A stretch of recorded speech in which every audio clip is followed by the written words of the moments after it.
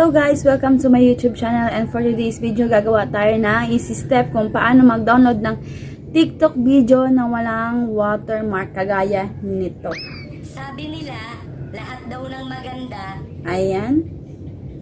Kaya simulan na natin guys. Let's go!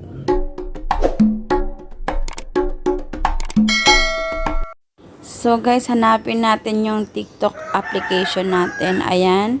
Click TikTok application. I-open lang natin yan. Ayan. And then, punta tayo sa ating profile. Pipili lang tayo ng video natin guys. Kagaya ko, ang pinili ko sa aking mga TikTok video is itong isa.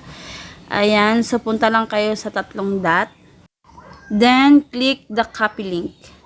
Katapos nyan guys, back lang tayo, labasan tayo sa TikTok at punta tayo sa ating Google. Ayan, or Chrome. Kung meron kayong Chrome, pwede din, mas maganda. And then, search nyo lang or type nyo lang yung download TikTok video without watermark. Ayan, and then, pumili lang kayo dito. So, ang pinili ko dito is yung Save Tech. Ayan, yung Save Tech na naka-green. Green yan siya guys ha, yung logo niya.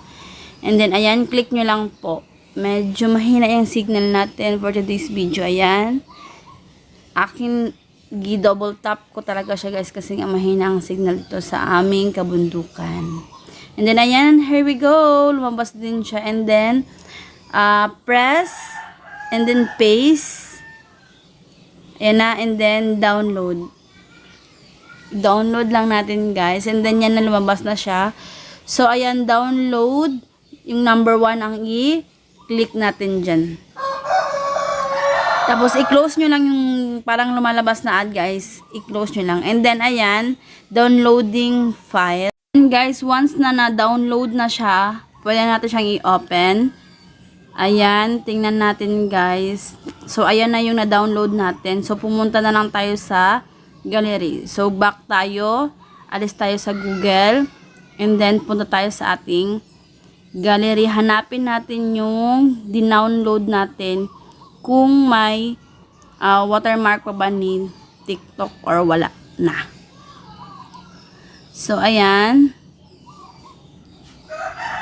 Oh, so, wala na siyang watermark ni TikTok. Yes guys, ganyan lang po kadali mag-download ng TikTok video na walang watermark.